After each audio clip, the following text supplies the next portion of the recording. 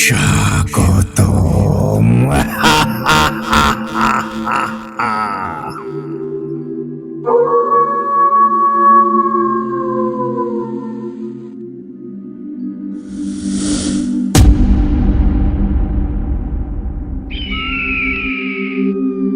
আসসালামু আলাইকুম বন্ধুগণ, সবাইকে স্বাগতম জানাচ্ছি ভূত আড্ডার আরও একটি নতুন এপিসোডে।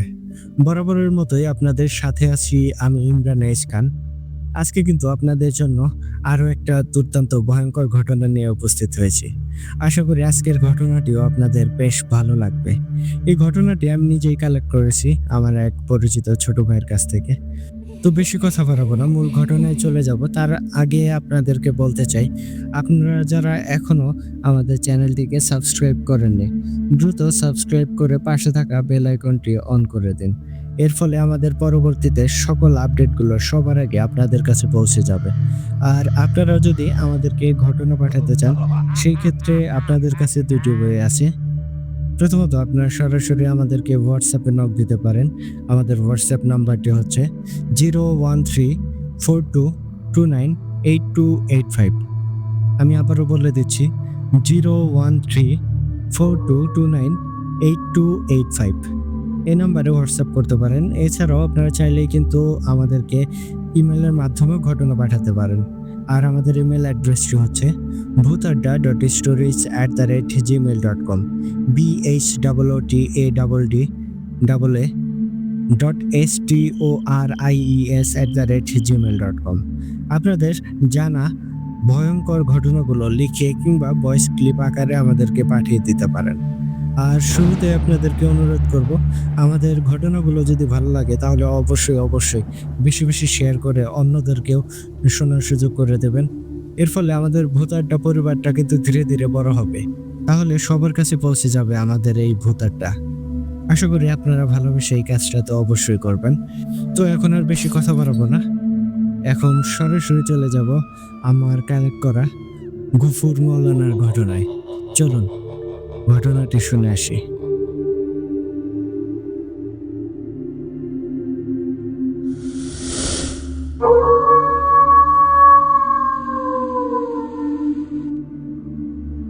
আচ্ছা, ভাবুন তো, 20 থেকে 22 বছর বয়সী একজন হুজুর একটা বাড়িতে রুকাইয়ার কাজ করছেন। তার সামনে পজেস্ট হওয়া মানুষটা বসে আছে। সে একজন যুবতী, জীর্ণ শীর্ণ দেহ, বয়স 16 কি 17 বছর। চুলগুলো এলোমেলো, শরীরের জামা কাপড়গুলো ছেঁড়া ফাটা, মুখ দিয়ে লালা ঝরছে, আর শরীরে অসংখ্য আঁচড়ের দাগ। হুজুর দোয়া পড়েই যাচ্ছে। হঠাৎ মেয়েটা উঠে দাঁড়ায় আর হুজুরকে ধরে রীতিমতো 2টা আছাড় দেয়। আছাড় দেওয়ার সাথে সাথে কয়েকটা হাড় ভাঙার শব্দ কানে আসে বাড়ির অন্য সবার। হুজুর কিছুটা আর্তনাদ করে ওঠে এবং অজ্ঞান হয়ে যায়। তখন মেয়েটি ভয়ঙ্কর কণ্ঠে বলে ওঠে, কিরে পুষ্কের কবিরাজ, এত তাড়াতাড়ি হার মেনে নিলি? খুব তো বড়াই করে বলেছিলি তুই আমাকে তাড়িয়েই ছাড়বি। এখন কোথায় গেল তোর অহংকার? আমাকে কেউ তাড়াতে পারবে না। আমি আমার কাজ করেই তবেই এখান থেকে যাব। আর কেউ যদি আমার কাছে বাধা হয়ে আসে, তাহলে তার জীবনটা আমি বিষদময় করে দেব। বেঁচে থাকলেও পদে পদে সে মৃত্যুর স্বাদ পাবে।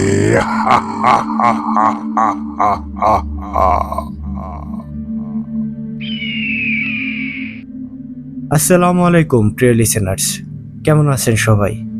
আশা করি আল্লাহ তাআলার অশেষ রহমতে আপনারা সবাই অনেক বেশি ভালো আছেন।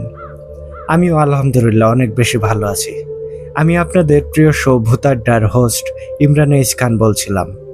আজ আবারও আপনাদের জন্য একটা দুর্দান্ত ঘটনা নিয়ে হাজির হলাম। আশা করি ইতিমধ্যেই টাইটেল এবং আমাদের কমিউনিটি পোস্ট দেখে জেনে গিয়েছেন কার ঘটনা শুনতে চলেছেন। হ্যাঁ, গফুর মৌলানার আরও একটি দুর্দান্ত ঘটনা নিয়ে এসেছি আজ। ঘটনাটি কালেক্ট করেছি আমার সেই ছোট ভাইয়ের কাছ থেকে। সঙ্গত কারণে আমি এই ঘটনার স্থান, কাল বা চরিত্রের নামগুলো উল্লেখ করছি না। ছোট ভাই যেভাবে আমাকে বলেছিল ঠিক সেভাবেই আপনাদের মাঝে উপস্থাপন করার চেষ্টা করছি। তখন সময়কাল 2005 সাল। গফুর মাওলানা দিনের কাজে 40 দিনের চিল্লায় যান। বেশ ভালোই তার দিনকাল যাচ্ছিল। এক এক মসজিদে 3 দিন করে পার করে অন্য মসজিদে যান এবং এলাকার মানুষজনকে দিনের দাওয়াত দেন। বলে রাখা ভালো, তিনি পশ্চিম টাঙ্গাইলের কোনো এক এলাকাতে গিয়েছিলেন। এভাবে প্রায় 15 দিন কেটে যায়। নতুন যে মসজিদে যাচ্ছেন ওই মসজিদের ইমাম তার ভাগিনা লাগে, কেননা গফুর মাওলানার বোনের বিয়ে হয়েছিল ওই গ্রামেই, আর তার বোনের ছেলে হচ্ছে ওই মসজিদের নতুন ইমাম সাহেব। গফুর মাওলানা এবং তার সঙ্গী সাথীরা ওই মসজিদে যান জোহরের ঠিক আগ মুহূর্তে। মসজিদে যাওয়ার পর তারা দেখতে পান মসজিদের ইমাম সাহেবের জায়গায় মুয়াজ্জিন সাহেব নামাজ পড়াচ্ছেন। তারাও তখন জামাতের সাথে নামাজ আদায় করে মুয়াজ্জিন সাহেবকে ডাক দেন। সালাম দিয়ে তার কাছে করিম হুজুরের কথা জানতে চান। বলে রাখা ভালো, গফুর মাওলানার ভাগিনার নাম ছিল আব্দুল করিম।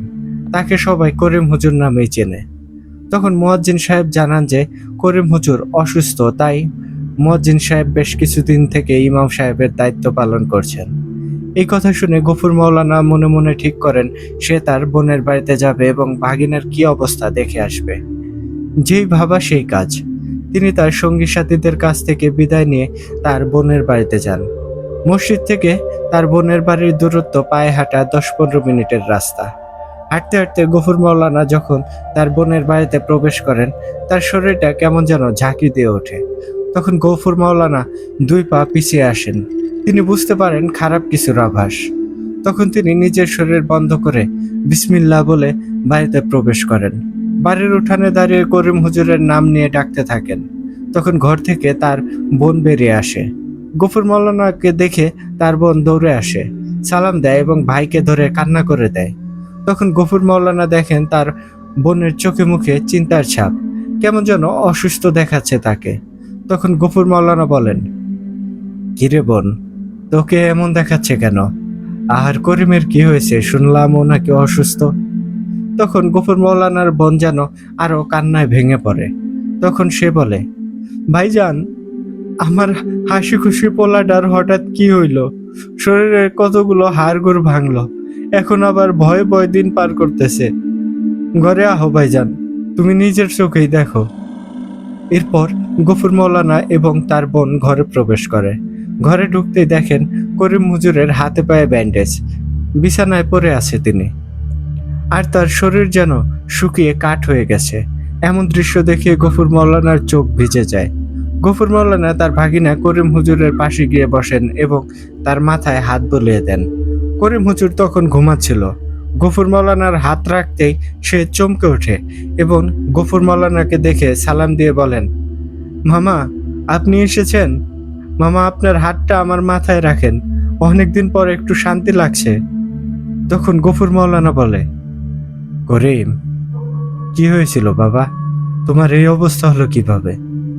তখন করিম হুজুর বলেন, মামা, আমি কাউকে কিচ্ছু বলতে পারবো না, তাহলে ওই শয়তানটা আমার উপর অত্যাচার করবে। মামা, আপনি কিন্তু যাবেন না, কিছুদিন থাকবেন। আপনাকে দেখার পর আমার কেমন যেন শান্তি লাগছে। তখন গফুর মাওলানা বলেন, বাবা করিম, তুমি নিশ্চিন্তে আমাকে সব বলো। পৃথিবীর কোনো শয়তান তোমার কিচ্ছুই করতে পারবে না ইনশাল্লাহ। আমি বাড়িতে প্রবেশ করতেই খারাপ কিছুর আঁচ পেয়েছিলাম, তাই বাড়ির বাইরে প্রতিরক্ষা ব্যবস্থা করেই আমি এসেছি। এবার তুমি বলো তো কি হয়েছিল?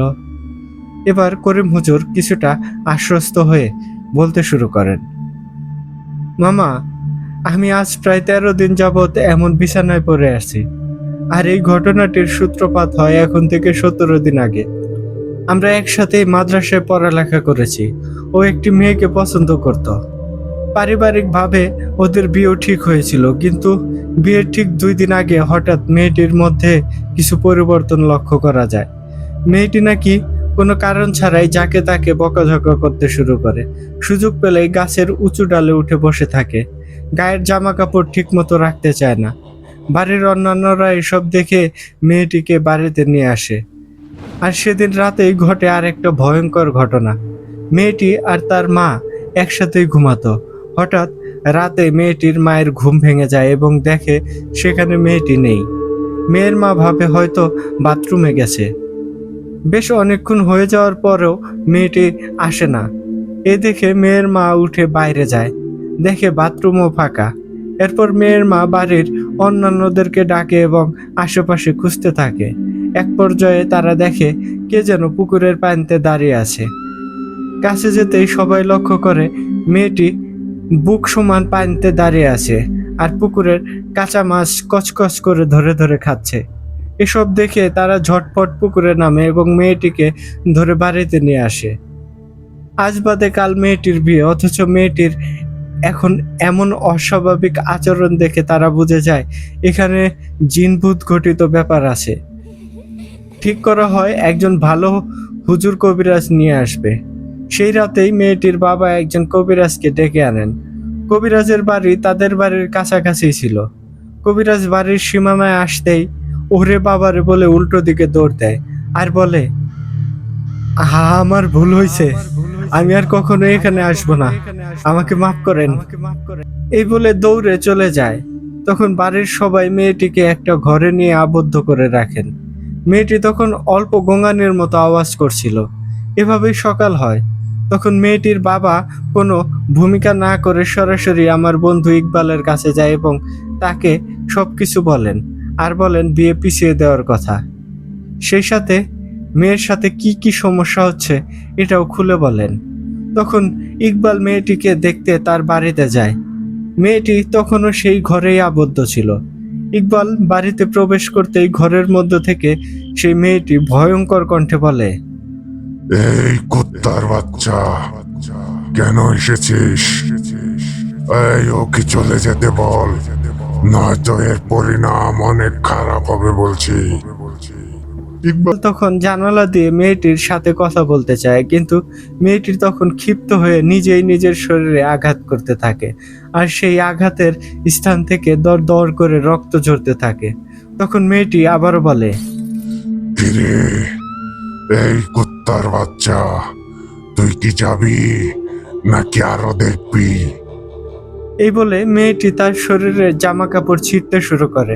তখন ইকবাল অশ্রুসিক্ত চোখে বলে, আল্লাহর দোহাই লাগে, আমি চলে যাচ্ছি, তাও তুমি নিজেকে কষ্ট দিও না। এরপর ইকবাল কাঁদতে কাঁদতে বেরিয়ে আসে বাড়ি থেকে আর আমাদের মসজিদে এসে আসরের নামাজ আদায় করে আমাকে ধরে হাউমাউ করে কান্না করতে থাকে। তখন আমি বলি, কি হয়েছে বন্ধু? তখন ইকবাল আমাকে সবকিছু বলে। আমি সব শুনে বলি, কি বলছো বন্ধু? তাহলে তো বোনের অবস্থা বেশি ভালো না।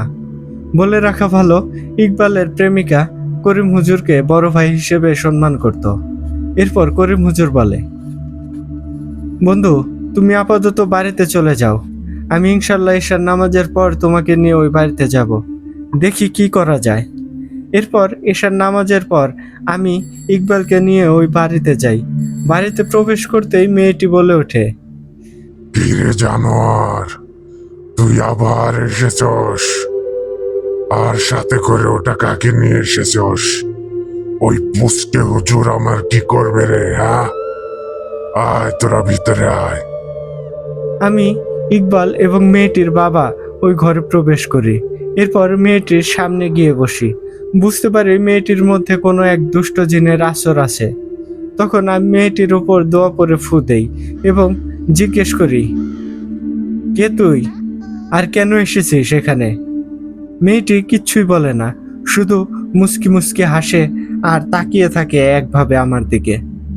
এরপর আবারও তাকে জিজ্ঞেস করি, কিন্তু এবারও সে কিচ্ছুই বলে না। হঠাৎ সে আমাকে ধাক্কা দিয়ে ঘরের বেড়ার উপর ফেলে দেয়। এতে আমি অনেকটাই ব্যথা পাই। তখন সেই মেয়েটি আমাকে বলে, কিরে হুজুর, রুকাইয়া করতে আসছস, অথচ নিজের শরীর বন্ধ করতেও ভুলে গেছস? তোর এখনো অত বড় ক্ষমতা হয় নাই যে আমার সামনে দাঁড়াবি। প্রথমবার তাই তোকে ছেড়ে দিচ্ছি, এরপর ভুলেও এ মুখ হবি না। পরের বার কিন্তু আর ছেড়ে দেব না। আমি বেশ ভালোই আঘাত পাই। পরে আমি সেদিনের মতো চলে আসি আর বাড়ির মানুষদেরকে বলে আসি আমি 2 দিন পর আবারও আসবো আর আপনারা ওকে দেখে রাখবেন। এরপর আমি বাড়িতে এসে নিজেকে একটু সুস্থ করি আর রুকাইয়া সম্পর্কে আরো জ্ঞান অর্জন করতে থাকি। 2 দিন পর আমি পবিত্র জমজমের পানি এবং আনুষঙ্গিক আরো কিছু জিনিস নিয়ে আবারও যাই ওই বাড়িতে। এবার বাড়িতে প্রবেশ করতেই মেয়েটি অট্ট হাসি দিয়ে বলে, কিরে করিম, মরতে এসেছিস? আয় আয়, তোর মরার সময় ঘনিয়ে এসেছে। আয় দেখি তুই কি করতে পারিস। এবার আমি নিজের শরীরে দোয়া পরে বন্ধ করে তারপর ঘরে প্রবেশ করি আর শয়তানটাকে বলি, আমি তোকে আজ বিতাড়িত করেই ছাড়বো। তারপর ঘরের মধ্যে দোয়া পরে একটা বৃত্ত আঁকি। তারপর বাড়ির মানুষদেরকে বলি মেয়েটাকে বৃত্তর মধ্যে বসাতে। তখন মেয়েটি আশ্চর্যজনকভাবে বলে ওঠে, আমাকে কেউ ধরবি না, আমি নিজেই গিয়ে বসছি। ঠিক তাই করে মেয়েটি নিজেই বৃত্তের মধ্যে এসে বসে। তারপর আমাকে কাজ শুরু করতে বলে। আমিও যথারীতি রুকাইয়ার আয়াত পড়তে শুরু করি। এবারও মেয়েটি মিটিমিটি করে হাসে আর আমার দিকে তাকিয়ে থাকে। আমি দেখি রুকাইয়ার আয়াত যেন ওর ওপর কোনো প্রভাবই ফেলছে না। তখন আমি আরো উচ্চ স্বরে দোয়া পড়ি আর জমজমের পানি নিয়ে মেয়েটির শরীরে ছিটিয়ে দেই। তখন হঠাৎ করে মেয়েটি উঠে দাঁড়ায় আর আমাকে ধরে 2টা আছাড় দেয়। এরপর আর আমার কিছু মনে নেই। যখন হুঁশ ফেরে আমি হাসপাতালের বেডে ছিলাম। হাসপাতাল থেকে 5 দিন পর বাড়িতে আসি। আর বাড়িতে আসার পর শুরু হয় আর এক সমস্যা। শয়তানটা আমাকে রাতে ঘুমাতে দেয় না। প্রতিদিন রাতে সে আসে আর আমার গলা চেপে ধরে। যখন দম শেষ হতে নেয় ঠিক তখনই সে ছেড়ে দেয়। একটু পর আবারও চেপে ধরে। এভাবেই সারা রাত চলে। মামা, আমি বেঁচে থেকেও মরার মতো রয়েছি। এর থেকে মৃত্যু ভালো। আর কষ্ট সহ্য করতে পারছি না। করিম হুজুরের কথাগুলো শুনে গফুর মৌলানার চোখ দিয়ে রীতিমতো পানি দর দর করে পড়তে থাকে। তখন গফুর মৌলানা বলেন, বাবা করিম, তুমি চিন্তা করো না, আমি তোমাকে কথা দিচ্ছি, ইনশাআল্লাহ ওই শয়তানটাকে এর উপযুক্ত শাস্তি আমি দেবই দেব। আর তুমি এখন নিশ্চিন্তে থাকো, আমার বন্ধু জিনেরা তোমার বাড়ি পাহারা দিচ্ছে আর দেবেও। আমি বাড়িটা বন্ধ করে দিচ্ছি। আজ রাতেই ইনশাল্লাহ এর একটা সমাধান করেই ছাড়ব। এরপর গফুর মৌলানা সেই মসজিদে ফিরে আসেন এবং তার সঙ্গী সাথীদের এই বিষয়ে জানান। সবকিছু শুনে তাদের মধ্যেও কয়েকজন মৌলানা সাহেবের সাথে যেতে চান, কিন্তু মৌলানা সাহেব বলেন, না, আপনারা এখানেই থাকুন, কাজটা বিপজ্জনক। আপনারা বরং আমার জন্য দোয়া করবেন যেন কাজটা সফলভাবে করতে পারি। এরপর ঠিক এশার নামাজের পর গফুর মৌলানা তার প্রয়োজনীয় জিনিসপত্রের ছোট্ট একটা ব্যাগ হাতে নিয়ে চলে যান সেই বাড়িতে। পথিমধ্যে তিনি তার বিশেষ তসবিটা বের করে আল্লাহর নাম নিতে নিতে যান। রাস্তায় কোনো সমস্যা হয় না। লোক মারফত আগেই খবর পাঠিয়ে দিয়েছিলেন যে তিনি সেখানে যাবেন। গফুর মৌলানা বাড়ির সামনে দাঁড়িয়ে এক মুঠো মাটি হাতে নেন এবং তারপর সেই মাটিতে ফু দিয়ে চারদিকে ছিটিয়ে দেন। এরপর বিসমিল্লাহ বলে বাড়িতে প্রবেশ করেন। বাড়িতে প্রবেশ করে তিনি বাড়ির মানুষদেরকে ডাকেন। বাড়ির মুরব্বী অর্থাৎ সেই মেয়েটির বাবা বাহিরে আসেন এবং সালাম দেন। এরপর গফুর মৌলানা তার পরিচয় দেন এবং বলেন, আপনার মেয়েকে বাইরে নিয়ে আসেন। খোলা আসমানের নিচে এই শয়তানের রুকাইয়া করতে হবে। আবদ্ধ ঘরে এই শয়তান বেশি শক্তিশালী। এরপর সে লোকটি আর বাড়ির অন্যান্য লোকেরা মেয়েটিকে আনতে যান এবং এদিকে গফুর মৌলানা বিশেষ দোয়া পরে একটা বৃত্ত আঁকেন এবং তার প্রয়োজনীয় জিনিসপত্রগুলো গুছিয়ে নেন। ওইদিকে মেয়েটিরকে আনা হয় এবং বৃত্তের মধ্যে বসানো হয়। এরপর গফুর মৌলানা সবাইকে ঘরে গিয়ে দরজা লাগিয়ে দিতে বলেন আর সাবধান করে দেন যাতে করে কেউ বাহিরে না আসেন। সবাই চলেও যায়। এরপর গফুর মৌলানা দেখেন মেয়েটি মিটিমিটি হাসছে। সে ওদিকে পাত্তা না দিয়ে কাজ শুরু করে দেন। বৃত্তের চারপাশে পবিত্র পানি ছিটিয়ে দেন এবং তারপর নিজেও আসন করে বসে পড়েন। এবার যেন শয়তানটা একটু নড়ে চড়ে বসে। শয়তানটা বলে, এই গফুর, তুই আমার কিছুই করতে পারবি না। শুধুই মরতে এসেছিস। আর তো কয়েকদিন, এরপর আমার কাজ শেষ। তারপর আমি নিজেই চলে যাব। এখনো সময় আছে, চলে যা, নয়তো তোর অবস্থা ওই কুত্তার বাচ্চা করিমের থেকেও ভয়াবহ হবে। এসব কথা শুনে গফুর মাওলানা কোনো কথা বলেন না। এবার সে তার পকেট থেকে তসবিটা বের করে হাতে পেঁচিয়ে নেন। তারপর ডান হাতে পবিত্র জমজমের পানি নিয়ে কিছু দোয়া পরে ফু দেন এবং সেই পানি ওই মেয়েটির শরীরে ছিটিয়ে দেন। মুহূর্তের মধ্যে মেয়েটির শরীর থেকে একটা কালো ছায়া বেরিয়ে আসে আর মেয়েটি অজ্ঞান হয়ে পড়ে যায়। ওদিকে কালো ছায়া মূর্তিটি ধীরে ধীরে একটা ভয়ঙ্কর অবয়বে পরিণত হয়। তারপর অবয়বটা আবারও মেয়েটিকে ধরতে যায়, কিন্তু তার কাছে যেতে পারে না। এবার অবয়বটা ঘুরে তাকায় গফুর মাওলানার দিকে। অবয়বটা দেখতে খুবই ভয়ঙ্কর। অবয়বটার 4 পায়ে দাঁড়িয়ে আছে।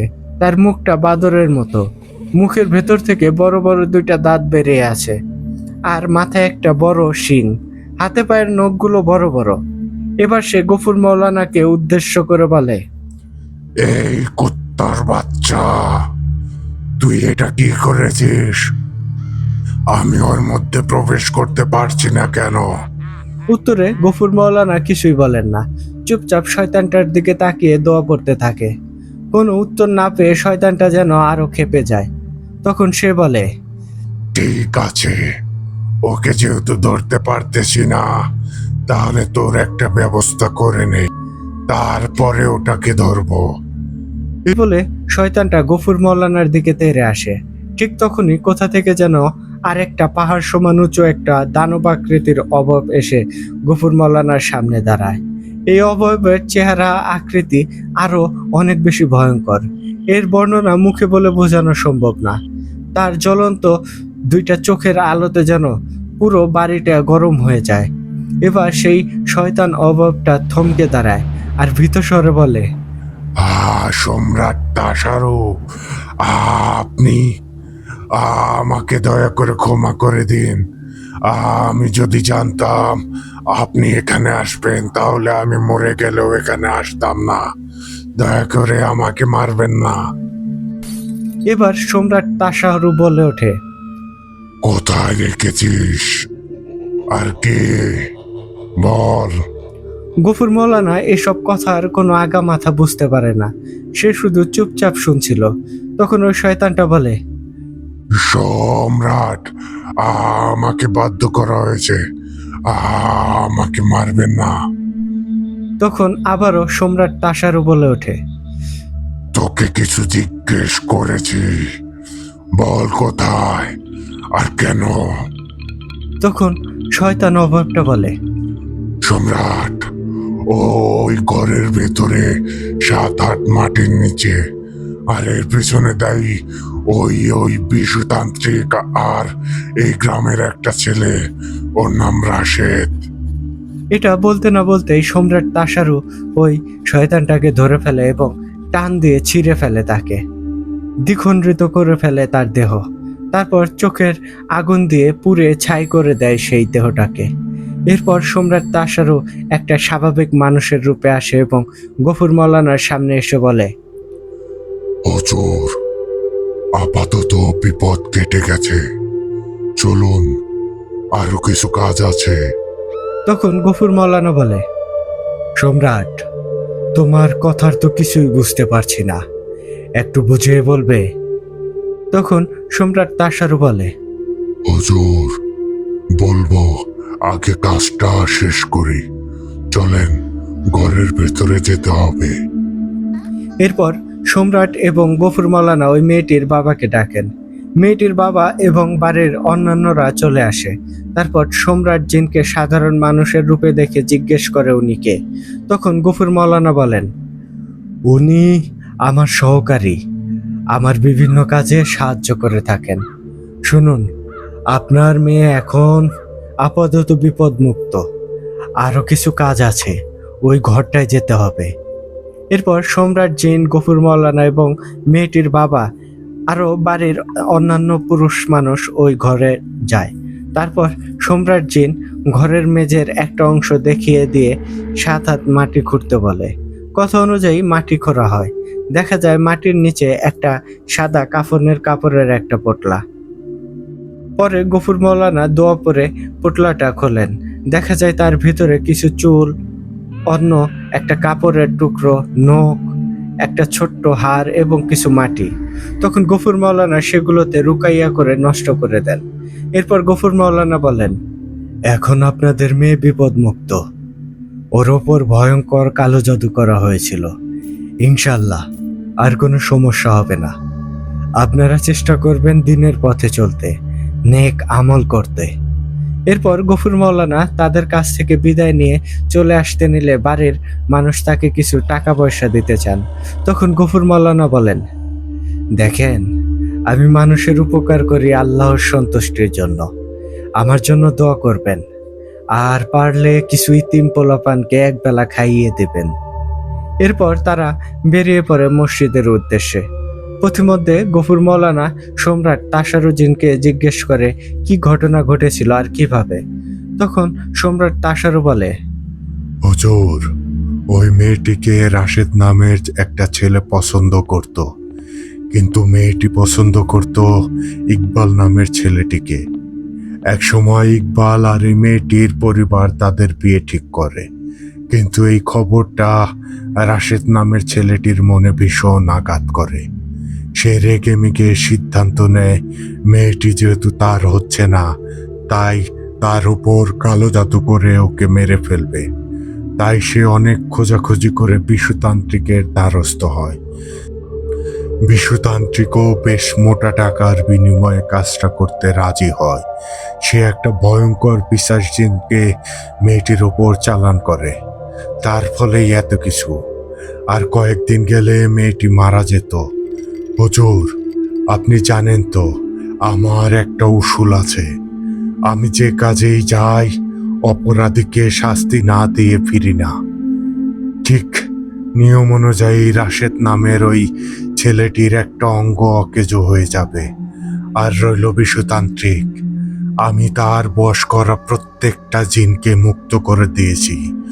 ওই জিনেরাই বিশুতান্ত্রিকের উপর প্রতিশোধ নেবে। আর হুজুর, আপনি আমাকে কেন ডাকেন না? যে যেমন তাকে তো সেভাবেই শিক্ষা দিতে হয়। আমার অনুসারী জিনেরা যদি না জানাতো, তাহলে তো আজ আপনি মারা পড়তেন ওই শয়তানটার হাতে। আমি বলছি না বাঁচানোর মালিক আমি, কিন্তু আমি তো আল্লাহর ইশারায় উসিলা হতে পারি। আপনি আর কখনো ওই একা একা রুকাইয়ার কাজে আসবেন না, তাহলে কিন্তু আমি ভীষণ রাগ করব। এসব কথা শুনে গফুর মাওলানা একটু মুচকি হাসেন আর হাঁটতে হাঁটতে তার গন্তব্যের দিকে যেতে থাকেন।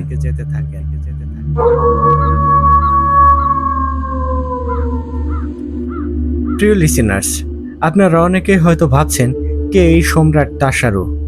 উত্তরটা হচ্ছে, সম্রাট তাসারু হচ্ছে সকল পিশাচ জিনের সর্দারদেরও সর্দার। তার মতো আরো 3 জন সর্দার আছে যারা সকল পিশাচদের উপর নিয়ন্ত্রণ করার ক্ষমতা রাখে। এই সম্রাট তাসারু গফুর মাওলানার বাড়ির পেছনের পুকুরের পাতালপুরিতে থাকে। এই সম্রাট অনেক সময় গফুর মাওলানার কাজে সাহায্য করে থাকেন। হয়তো এখন ভাবছেন পিশাচরা তো স্বভাবতই খারাপ হয়ে থাকে, তাহলে এ আবার উল্টো কেন? এটার উত্তর হচ্ছে, এই সম্রাট তাসারুও এক সময় খারাপ জিন ছিল, অনেক খারাপ কাজ করত, কিন্তু সে গফুর মাওলানার সংস্পর্শে নিজেকে পরিবর্তন করেছে।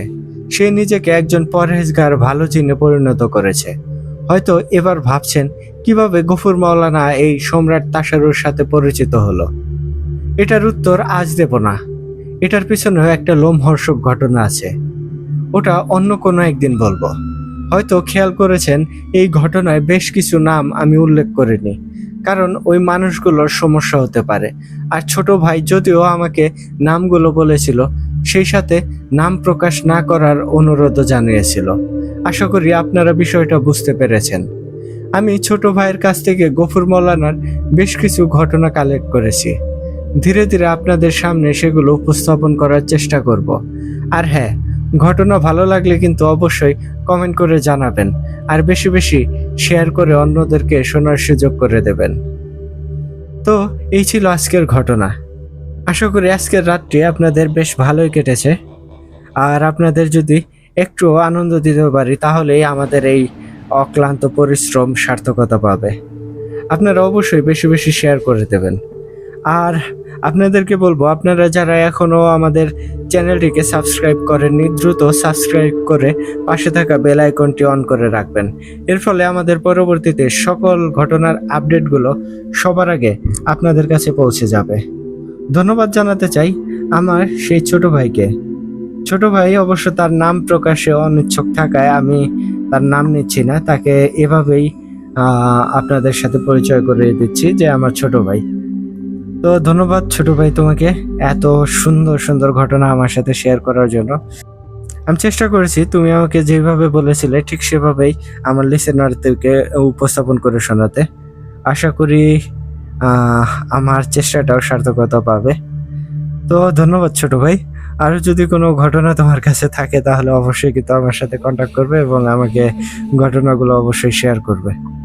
তো প্রিয় লিসেনার্স, এই ছিল আজকের আয়োজন। চলে যাওয়ার আগে আপনাদেরকে আবারও বলবো, আপনারা যারা আমাদেরকে ঘটনা পাঠাতে ইচ্ছুক, আপনাদের জন্য কিন্তু দুইটা ওয়ে আছে। আপনারা প্রথমত আমাদেরকে হোয়াটসঅ্যাপে নক দিতে পারেন, আর আমাদের হোয়াটসঅ্যাপ নাম্বারটি হচ্ছে 01342298285। এই নাম্বারে আপনারা হোয়াটসঅ্যাপ করতে পারেন। এছাড়াও আপনারা চাইলে কিন্তু আমাদেরকে ইমেলের মাধ্যমে ঘটনা পাঠাতে পারেন। আর আমাদের ইমেল অ্যাড্রেসটি হচ্ছে bhutadda.stories@gmail.com bhutadda.stories@gmail.com। এই অ্যাড্রেসে আপনাদের জানাশোনা সেরা ভয়ঙ্কর ঘটনাগুলো আমাদেরকে লিখে কিংবা ভয়েস ক্লিপ আকারে পাঠিয়ে দিতে পারেন। তাহলে আমি ইমরান এইচ খান আজকের মতো এখানে বিদায় নিচ্ছি। কথা হচ্ছে আগামীতে নতুন আর দুর্দান্ত ভয়ঙ্কর কোনো এক ঘটনার মাধ্যমে। টিল দেন সবাই ভালো থাকবেন, সুস্থ থাকবেন, আর হ্যাঁ, ভূত আড্ডার পাশেই থাকবেন। আসসালামু আলাইকুম।